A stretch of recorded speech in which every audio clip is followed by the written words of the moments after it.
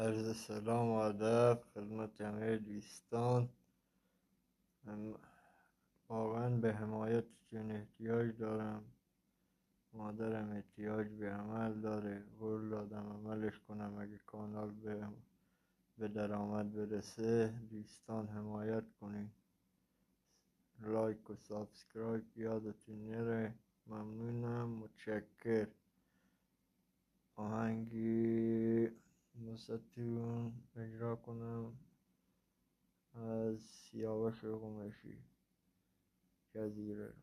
من همون جزیره بودم، خاکی و صمیمی و گرم، واسه عشق بازی موجا قامتم یه بستر نه.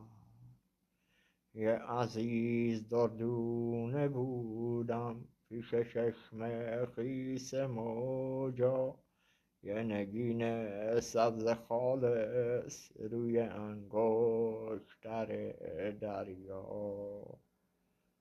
تا که یک روز تو رسیدی توی قلبم پا گذاشتی، قصه های عاشقی رو تو وجودم جا گذاشتی. زیر رگبار نگاهت دلم انگار زیر و رو شد برای داشتن عشقت.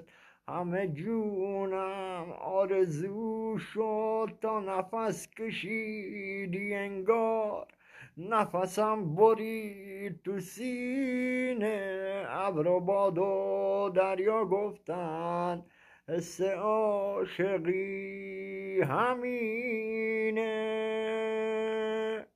کارتونم حمایت یادتون نره. واقعا به حمایتتون احتیاج